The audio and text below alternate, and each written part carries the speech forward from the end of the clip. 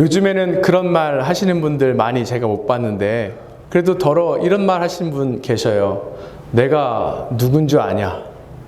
내가 누군 줄 알고 이렇게 하느냐? 이렇게 이야기하시는 분들이 종종 있습니다. 이 이야기를 통해서 우리가 느낄 수 있는 것은, 이 사람 가운데 어떤 특권 의식이 있구나, 권위 의식이 있구나 라는 것을 알 수 있습니다. 이런 특권 의식이나 권위 의식을 갖고 있는 사람들은 늘 자신의 힘을 과시하고 싶어 하지요.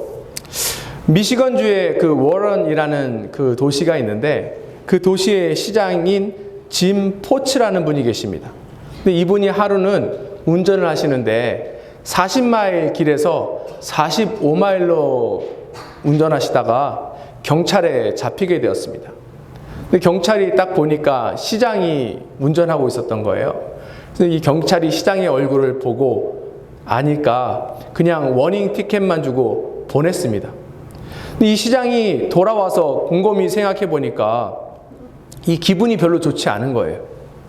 자기가 원해서 그런 것은 아닌데, 마치 자기가 시장의 지위를 갖고 있는 것을 통해서 선처받았다고 생각하니까 마음이 너무 불편했습니다. 그래서 이분이 경찰에 전화해가지고 내가 스피딩 했고 내가 과속했으니까 과속 티켓을 보내줘라, 내가 이 벌금을 내겠다 하고 벌금을 낸 적이 있다라고 합니다. 이 시장은 옳은 일을 한 위대한 사람일까요? 아니면 융통성도 없고 자기의 힘과 지위를 잘 이용할지 모르는 어리석은 사람일까요? 어떤 관점에서 보냐에 따라서 평가가 달라지겠죠. 사람들은 특별한 대우받는 것을 좋아합니다. 사람들은 그 특별한 대우를 통해서 자기가 특별하다라고 생각이 들고, 그게 그 사람들에게 행복과 기쁨을 주게 되는 거예요. 그러니 우리가 다른 사람으로부터 칭찬받는 것 좋아하죠. 그리고 존경받고 싶어하고 다른 사람들의 삶에 어떻게든지 어느 정도든지 영향력을 미치고 싶어 하는 게 사실입니다. 그런데 만약에 이러한 마음을 가지고 있는데 좋은 대우를 받지 못한다는 것을 느끼면 이 사람들은 자기가 무시당했다고 생각하니까 엄청 화를 또 내기도 하지요. 근데 이러한 모습들이 우리 안에도 있는 것이 사실입니다. 그러니 사람들이 이 특별한 대우를 받기 위해서 특별한 자리에 가고 싶어 합니다. 특권의 자리, 권위의 자리, 사람들이 너무 가고 싶어 해요. 그 자리에 있을 때 위대한 사람이 된다라고 생각하기 때문에 그렇습니다. 오늘 본문에 보니까 제자들도 이와 비슷한 생각을 하고 있었던 것 같아요. 그래서 서로 앞자리에 가려고 하고 서로 높은 자리에 차지하려 하고 그렇게 합니다. 사실 제자의 삶은 그런 삶이 아닌데 어느 순간 이들이 길을 잃게 된 것이지요. 그러니 세상적인 마음과 생각으로 이와 같이 하게 된 것입니다. 그런데 예수님께서 원하시는 위대한 사람은 이러한 사람이 아닙니다. 예수님이 말씀하시는 위대한 사람은 세상의 위대함과는 다른 거예요. 그러면 우리가 이 시간을 통하여서 어떤 사람이 위대한 사람이고 우리가 어떻게 행해야 할지에 대해서 말씀을 통해서 함께 살펴보기를 원합니다. 예수님께서 사역하신 후에 오랜만에 가버나움에 돌아오십니다. 이 가버나움에 있는 이 집은 예수님 사역의 그 본부와 같은 곳이에요. 근데 이곳에서 예수님이 도착하셨을 때에 사역에 대해서 평가하시기보다 먼저 제자들에게 어떤 질문을 하나 하십니다. 33절 함께 보도록 하겠습니다. 가버나움에 이르러 집에 계실새 제자들에게 물으시되 너희가 길에서 서로 토론하는 것이 무엇이냐 하시되. 지금 예수님께서 제자들이 한 토론의 내용이 무엇이냐라고 질문하고 있습니다.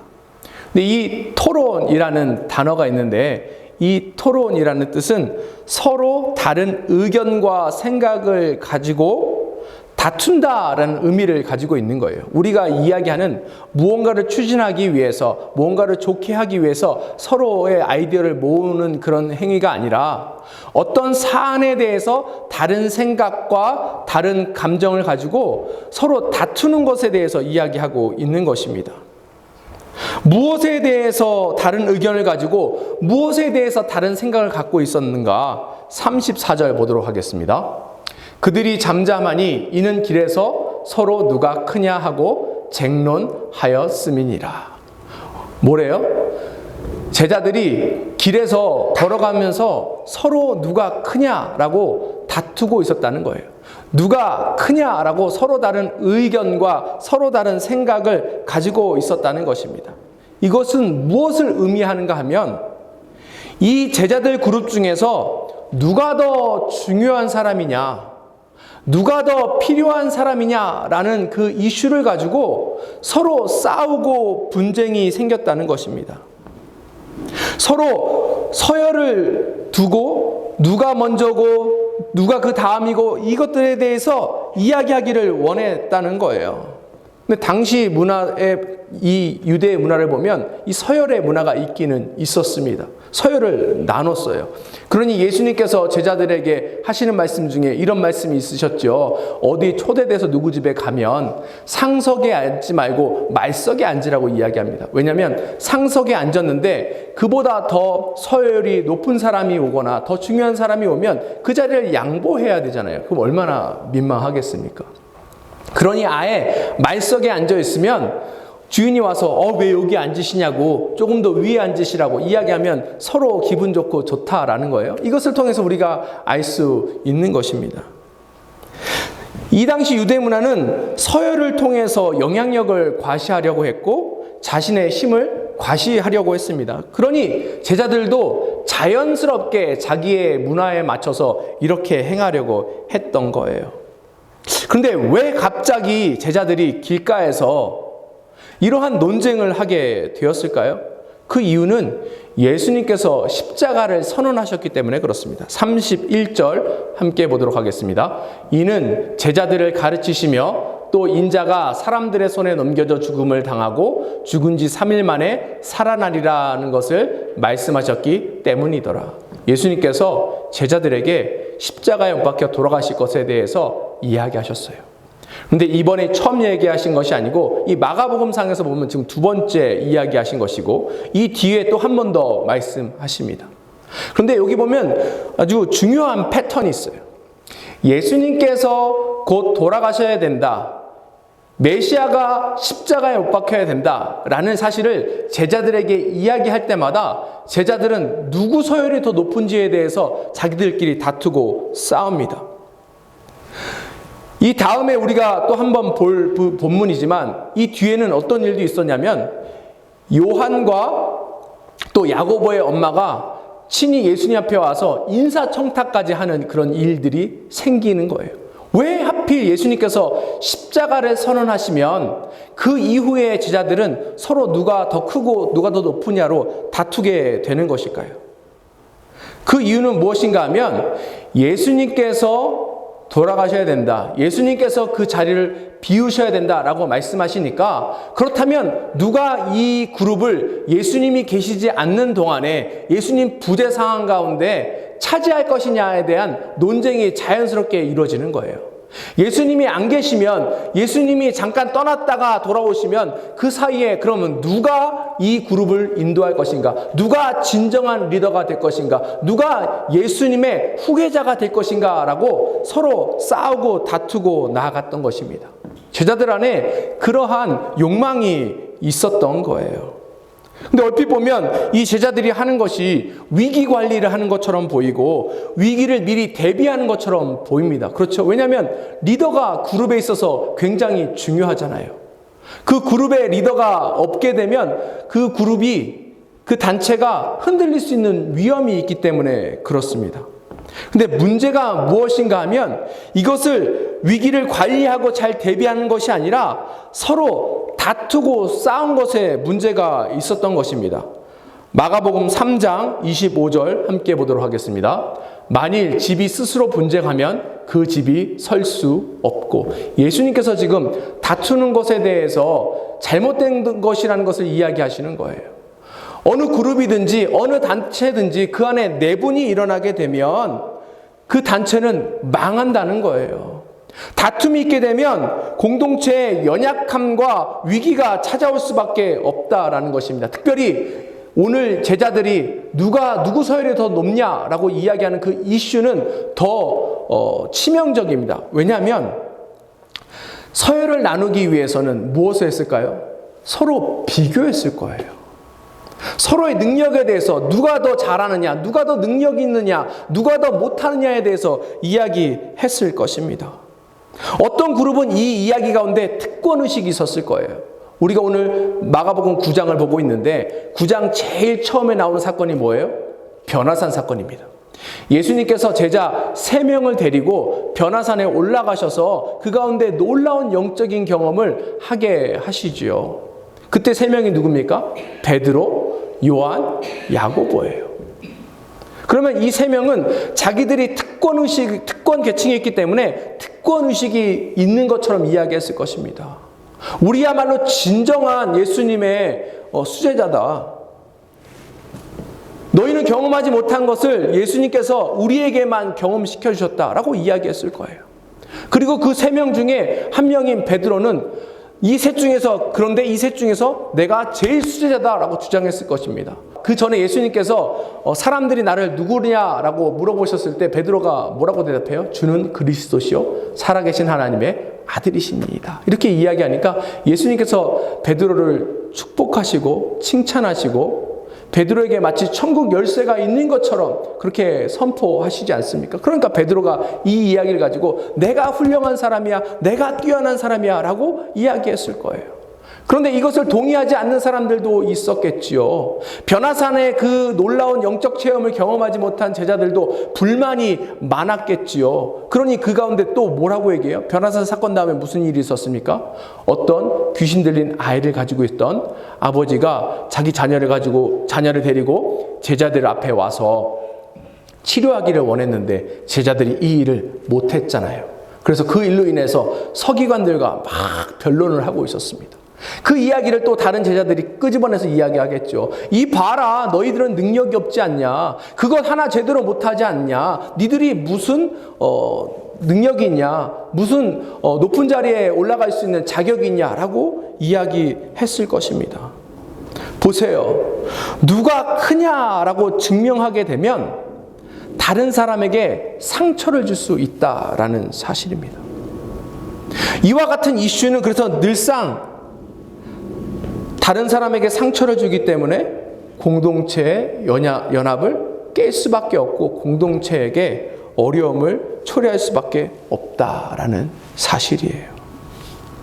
이것을 주님은 결코 원하시지 않으십니다. 우리가 다른 사람보다 더 낫다라고 생각할 때가 얼마나 많은지 몰라요. 늘 한국 사람들은 자기가 중간보다 약간 위에 있다라고 대답한다고 합니다. 어떤 질문이든지 어디에 있다고 생각하십니까? 라고 얘기하면 한국 사람은 늘 중간보다 조금 높다라고 생각한다고 해요. 우리 안에 그러한 죄성이 있는 거예요. 다른 사람과 비교하고 싶은 마음이 있는 거예요. 그래도 나는 얘보다 낫지 않습니까? 그래도 나는 쟤보다는 나. 이러한 마음이, 이러한 생각이 공동체의 어려움과 다툼을 줄 수 있다는 사실을 우리가 기억했으면 좋겠습니다.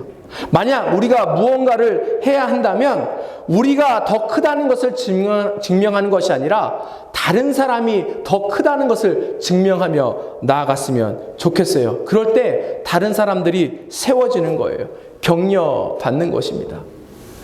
스포츠 하고 나면 승자와 패자가 나눠집니다. 그러면 승자가 인터뷰하는데 어떤 사람들은 이렇게 인터뷰해요. 별일 아니라고. 내가 원래 능력이 출중하기 때문에 이기는 것은 당연했다고. 이렇게 이야기하면 사람들이 그 사람 좋게 평가하지 않습니다.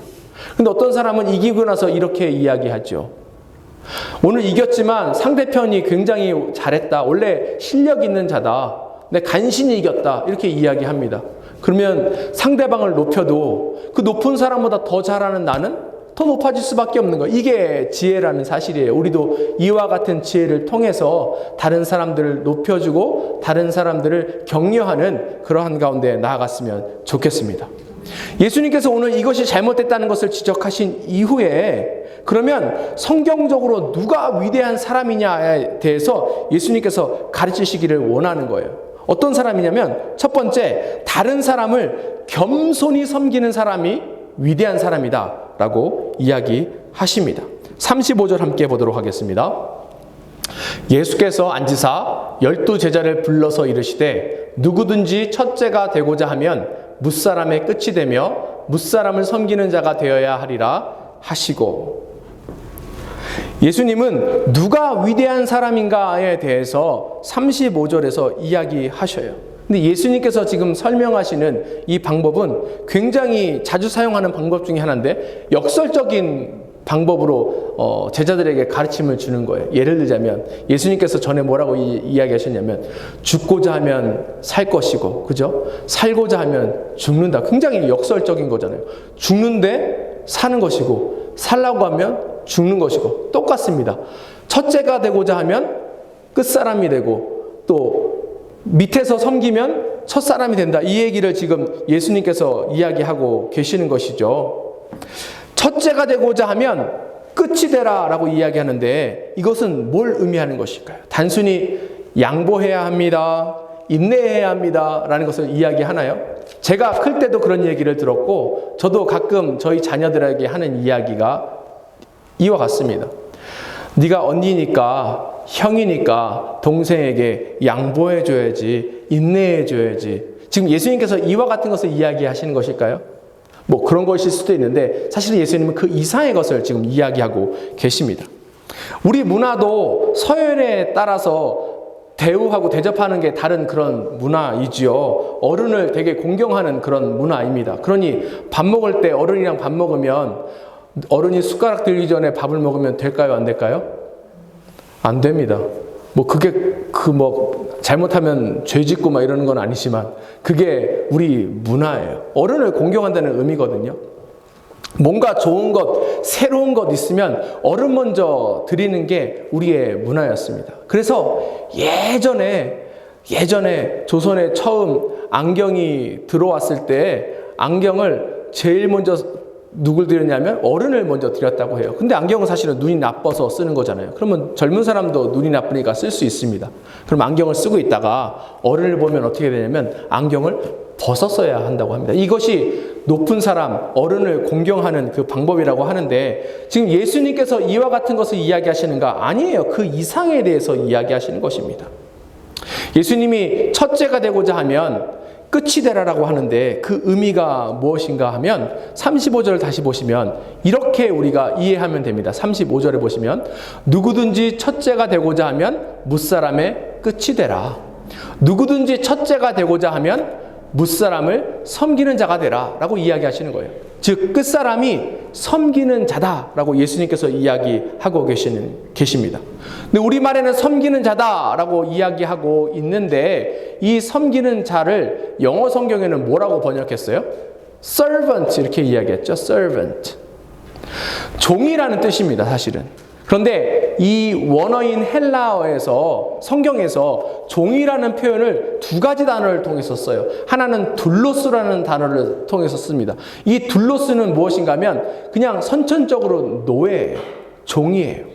자기가 어떠한 것을 주장할 수 없는 그러한 노예이고 종입니다. 그러니 시키는 것을 할 수밖에 없는 그러한 노예입니다. 반면에 오늘 이 본문에서 쓴 종이라는 단어는 디아코노스라는 단어인데 이 디아코노스라는 뜻은 무엇인가 하면 자발적으로 종의 자리에 서는 것을 의미하는 것입니다. 어떤 이슈 때문에 혹은 계약 때문에 다른 사람을 기꺼이 자발적으로 섬기는 자리가 돼서 다른 사람을 섬기는 것, 이게 바로 디아코노스라는 거예요. 근데 오늘 예수님께서 위대한 사람, 리더, 큰 사람이 누구라고 이야기하냐면 이 디아코노스, 자발적으로 종이 되어서 다른 사람을 섬기는 자가 되어야 된다라고 이야기하는 것입니다. 그럼 이 섬김은 무엇인가? 섬김은 돌봄과 관계에 있습니다. 누군가를 돌보는 게 섬김인 거예요. 근데 어떤 대상을 돌보래요? 37절 보겠습니다. 누구든지 내 이름으로 이런 어린아이 하나를 영접하면 곧 나를 영접함이요. 누구든지 나를 영접하면 나를 영접함이 아니요 나를 보내신 이를 영접함이니라. 지금 아이에 대해서 이야기하고 있습니다. 근데 여기서 지금 예수님께서 아이를 데려오셔서 지금 이 아이의 예를 통해서 어떻게 섬기는지에서 설명해 주시는데, 이 아이의 의미가 뭐 겸손하고 정직하고 그 마음이 뭐 퓨어하고 이것에 대해서 이야기하는 것이 아니에요. 지금 예수님은 서열에 대해서 계속 얘기하셔요. 랭킹에 대해서 이야기하십니다. 이 당시에 가장 서열이 낮은 계층이 누구예요? 어린아이라는 거예요. 이 어린아이는 유대 문화에서 사람 카운트할 때 그 카운트에도 들어가지 않는 것 알고 계시죠? 그러니까 제일 소외받고 버림받은 그러한 계층을 상징하는 거예요. 보세요. 우리가 다른 사람을 섬겨야 됩니다 라고 이야기하면 우리 본성은 누구를 섬기려고 할까요? 큰 사람을 섬기려고 해요. 큰 사람을. 원래 권위 있는 사람을 섬기려고 하는 것이 우리의 마음이라고요. 왜냐하면 그 사람의 권위에 눌려있기 때문에 그런 것도 있고, 또 그 사람에게 잘 보이고 싶은 마음이 있어서도 그렇습니다. 그 사람을 잘 섬기면, 뭔가 우리에게 유익을 줄 수 있는 사람들을 잘 섬기면 그 사람이 뭘 해도 줄 것 아니에요? 그러니까 그 사람들을 섬기려고 하는데, 예수님은 이러한 사람을 섬기는 섬김에 대해서 말씀하시는 것이 아니고 별로 중요하지 않는 사람을 섬기는 것에 대해서 이야기하시는 것입니다. 왜냐하면 이게 예수님의 뜻이기 때문에 그래요. 이게 하나님 나라 안에 예수님이 갖고 계신 그 생각이시기 때문에 그렇습니다. 마가복음 10장 45절 함께 보도록 하겠습니다. 인자가 온 것은 섬김을 받으려 함이 아니라 도리어 섬기려 하고 자기 목숨을 많은 사람의 대속물로 주려 함이니라. 이것이 예수님께서 이 땅에 오신 목적이다라고 이야기하시죠. 또 요한복음 18장 9절 함께 보도록 하겠습니다. 이는 아버지께서 내게 주신 자 중에서 하나도 잃지 아니하였사옵나이다 하신 말씀을 응하게 하려 함이니라. 예수님은 가장 작은 자라도 섬기시고, 그 섬김을 통해서 가장 작은 그 작은 자라도 그 생명도 잃지 않고 얻기를 원하셨던 것입니다. 이것이 주님의 뜻이에요. 이것이 우리를 향한 주님의 생각이라는 사실을 기억했으면 좋겠습니다. 제가 예수님 믿고 나서 좋았던 것이 있습니다. 무엇이 좋았냐면, 예수님 믿고 나니까 저의 삶이 회복이 되는 거예요. 사실 제가 자존감이 굉장히 낮았던 사람입니다. 그러니 늘 다른 사람 눈치 봐야 하고 다른 사람의 평가가 어떤지에 대해서 생각해야 되고, 그러니 늘 잘해야 된다는 강박관념에 시달리기도 하고, 잘 못하면 너무나도 괴롭고 좌절할 때가 너무 많았습니다. 그런데 주님 믿고 나서 이 모든 것들이 해결되기 시작하는 거예요. 왜요? 다른 사람은 손가락질하고 다른 사람은 잘 못한다 할지라도 우리 주님은 그렇게 평가하시지 않는다는 사실을 알게 되었기 때문에 그렇습니다. 우리 주님은 저 한 사람만 이 땅에 있을지라도 저를 위해서 이 땅에 오셔서 십자가에 못 박혀 돌아가실 것이라는 사실을 제가 깨달았기 때문에 그래요. 제가 그 주님의 사랑을 알았기 때문에 그렇습니다. 예수님의 사랑이 저를 회복시킨 거예요. 예수님의 사랑이 저의 자존감을 높여주고 있다라는 것입니다. 예수님께서 섬김에 대해서 이야기하시는데, 그러면 우리의 섬김과 세상의 섬김이 뭐가 다른가? 세상에도 봉사단체들이 많이 봉사하잖아요. 어떨 때 보면 교회보다 훨씬 더 잘할 때가 있습니다. 무엇이 차이가 있는가? 앞에 살펴본 것처럼 우리의 섬김의 목적은 그냥 불쌍한 사람들 도와주는 것에서 끝나는 것이 아니라 그 영혼이 살아나게 하기 위해서 한다는 사실입니다. 우리가 영혼을 살리고 영혼을 회복시키는 것에 목적을 두기 때문에 섬기는 거예요. 그래서 예수님이 그와 같이 하셨고 우리도 그와 같이 해야 합니다. 그럴 때에 주님께서 우리를 위대한 사람이다 라고 평가하실 것이고, 그런 삶 가운데에 기쁨이 넘치게 될 것입니다. 예수님께서 성경적으로 위대한 사람에 대해서 또 어떤 사람이라고 이야기하시냐면, 두 번째, 다른 사람을 겸손하게 환영하는 사람을 또 그와 같다라고 이야기하십니다. 예수님께서 작은 사람을 섬기는 법에 대해서 이야기하셔요. 36절 함께 보도록 하겠습니다. 어린 아이 하나를 데려다가 그들 가운데 세우시고 안으시며 제자들에게 이르시되. 다시 한번 이제 아이에 대해서 이야기하는데, 이 아이는 어떤 상징을 갖고 있다고요? 전혀 힘이 없고 전혀 지위가 없고 어떠한 권리도 없고 의존적이고 약한 그러한 대상입니다. 이런 대상을 예수님께서 지금 어떻게 하고 계셔요? 끌어안고 계셔요. 여기서 안으시다라는 단어가 나오는데, 이 안으시다라는 뜻 안에는 그 사람에 대한 사랑과 관심이 있기 때문에 그와 같이 안고 있다라는 의미가 있어요. 예수님께서 이 아이를 안으시는 것은 이 아이를 사랑하시고 이 아이에게 관심이 있으시다는 뜻이에요. 이 아이는 무엇을 상징한다고요? 힘없고 소외받고 아무런 권리를 주장할 수 없고 연약한 존재라는 거예요. 예수님의 관심은 이와 같은 대상에 있다라는 것을 예수님께서 친히 몸소 보여주고 계시는 것입니다. 우리는 하찮고 시시한 사람을 어떻게 대우합니까? 그냥 오든지 말든지 그렇게 대우할 때가 많다라는 거예요. 그런데 우리 주님은 우리와 반대로 이와 같은 사람을 중요한 사람으로 대우하신다는 것입니다. 이게 37절에 이야기하는 영접의 의미예요. 이 영접은 웰커밍 한다는 뜻이거든요. 이 웰커밍이 무엇인가 하면 별로 중요하지 않고 소외받고 세상이 생각하지 않는, 전혀 관심이 없는 그런 사람들을 중요한 사람처럼 우리가 대해주고 맞이하고 간다라는 그러한 의미입니다. 이것이 예수님의 뜻이라는 거예요. 예전에 한때 교회에서 유행했던 프로그램이 하나 있는데, 그것이 무엇인가 하면 누군가를 잘 대접하고 잘 섬겨주는 그런 프로그램이에요. 저희 어머니가 그 프로그램에 가셔가지고 첫날부터 너무 많은 은혜를 받으셔서 갔다 오신 다음에 저도 그 프로그램에 참여할 것을 그렇게 추천하신 적이 있었습니다. 왜 그랬나 하면 그 프로그램은 저희 어머니를 아주 잘 대접해 준 거예요. 근데 우리 한국 사회에서의 그 어머니는 무엇을 상징합니까? 어머니는 헌신의 아이콘이에요. 얼마나 헌신하시냐면 자기의 것을 가족을 위해서 다 양보하십니다. 그러니 예전에 한국의 어떤 가수가 불렀던 그 노래처럼 엄마는 짜장면을 좋아하는데 자식 때문에 짜장면도 안 좋아한다고 하는 것이 우리 어머니들의 마음 아닙니까? 어머니의 삶을 보면 참 마음이 짠할 때가 많죠. 별로 중요하지 않은 사람처럼 살고 계시기 때문에 그렇습니다.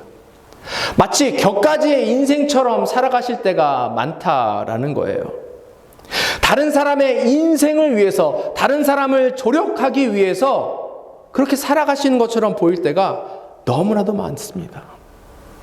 그런데 교회에서 했던 이 한 프로그램은 그렇게 어머니를 대하는 것이 아니라 아주 중요한 사람처럼 대우하는 거예요. 세상에 VIP처럼 그렇게 대우하고 나아가는 것입니다. 하나님의 사랑이 이와 같다라는 것을 그 섬김을 통해서 보여준 거예요. 그러니 어머니가 그곳에서 계시는 동안에 영혼이 회복되고 마음이 회복되고 온전히 주 앞에 서 나아갈 수 있는 그런 은혜를 거기서 받으시게 된 것입니다. 예수님의 십자가가 사실은 이러한 것들을 상징하시죠. 예수님이 권위자들, 특권 계층, 엘리트들만을 위해서 십자가에 못 박혀 돌아가셨나요? 아니에요. 예수님은 모든 사람을 위해서 십자가에 못 박혀 돌아가셨습니다. 우리 한 사람 한 사람의 영혼을 사랑하시고 관심을 가지시기 때문에 그와 같이 행동하신 거예요. 그러니 예수님은 누구든지 그 안에 오는 자들을 이와 같이 품으십니다. 사랑으로 품으시고 관심으로 품으신다는 사실을 우리가 기억했으면 좋겠어요. 그러니 그 안에서 용서도 일어나게 되는 것이고 회복도 일어나게 되는 것이고 또한 격려도 있게 되는 것입니다. 예수님이 하신 일들을 우리가 이와 같이 묵상하면서 나아갔으면 좋겠습니다. 예수님은 생명을 살리시기 위해서 그 모든 일들을 하셨어요. 생명을 살리시기 위해서 헌신하신 거예요. 생명을 살리시기 위해서 돌아가신 거예요. 그렇기 때문에 예수님이 위대하신 분이십니다. 그렇기 때문에 예수님께서 하신 그 일이 위대한 일이 되는 거예요. 우리도 이와 같이 예수님을 따라 나아갔으면 좋겠습니다. 우리 주변에 그러한 사람들은 없는가 함께 살펴봤으면 좋겠어요. 전혀 영향력이 없고 아무런 권리도 없고 우선순위에서 늘 멀어지고 또 누가 챙겨주지 않으면 살아갈 수 없는 그러한 이웃들이 우리 가운데 많이 있을 것입니다. 이들을 예수님이 하신 것처럼 찾아서 끌어안아주고 그 가운데 예수 그리스도의 사랑과 그 헌신을 우리가 증명하며 나아갔으면 좋겠습니다. 이럴 때에 우리가 위대한 사람이 될 수 있는 거예요. 말씀을 마무리하고자 합니다. 하나님이 우리를 시시한 사람으로 부르시지 않으셨어요. 주님은 우리를 위대한 사람으로 부르셨습니다. 그러니 우리 모두가 위대한 사람이 되어야 할 것입니다.